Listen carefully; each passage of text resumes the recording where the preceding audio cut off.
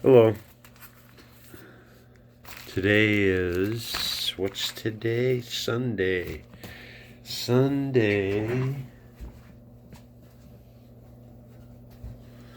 November 1st, 2020. This is the year of COVID. I'm sure you know. Today I went to New Harvest Christian Fellowship, which is no longer New Harvest Christian Fellowship. First time I've been back there in quite a while. They are now the Remnant Church of Fresno, but everybody's still there pretty much, just much older. Still very friendly. Okay, so I'm reading Acts chapter 3.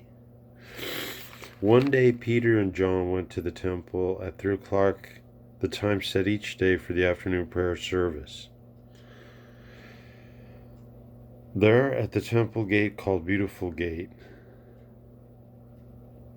was a man who had been crippled all his life. Every day he was carried to this gate to beg for money from the people going into the temple.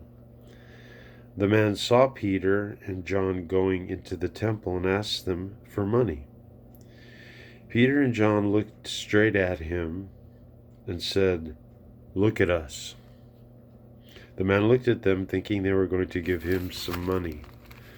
But Peter said, "I don't have any silver or gold, but I do have something else I can give you. By the power of Jesus Christ from Nazareth, stand up and walk."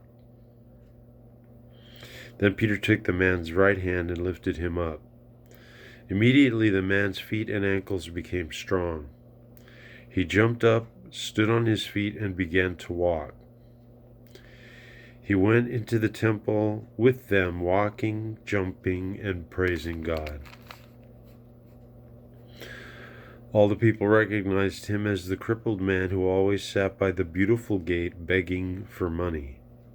Now they saw this same man walking and praising God, and they were amazed. They wondered how this could happen. While the man was holding on to Peter and John, all the people were amazed and ran to them at Solomon's porch.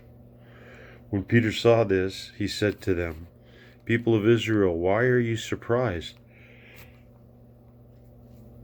Oh, excuse me.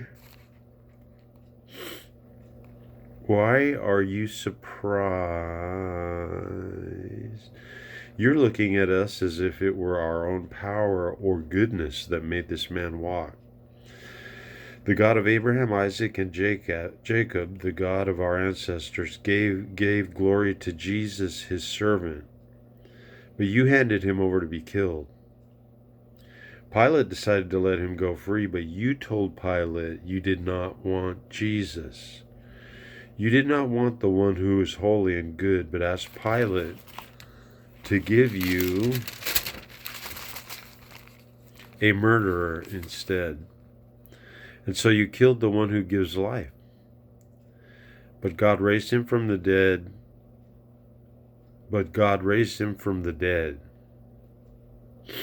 We are witnesses to this. It was faith in Jesus that made this crippled man well. You can see this man, and you know him. He was made completely well because of trust in Jesus, and you all saw it happen. Brothers and sisters, I know you did those things to Jesus because neither you nor your leaders understood what you were doing. God said through the prophet that his Christ would suffer and die, and now God has made these things come true in this way. So you must change your hearts and lives. Come back to God, and he will forgive your sins. Then the Lord will send the time of rest, and he will send Jesus, the one he chose to be the Christ. But Jesus must stay in heaven until the time comes when all things will be made right again. God told us about this time long ago when he spoke through his holy prophets.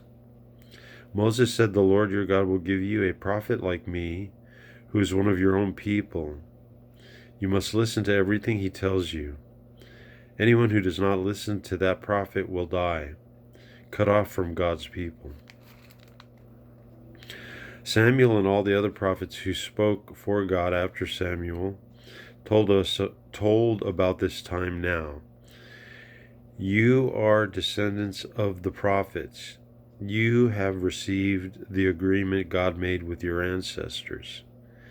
He said to your father Abraham, through your descendants, all the nations on earth will be blessed.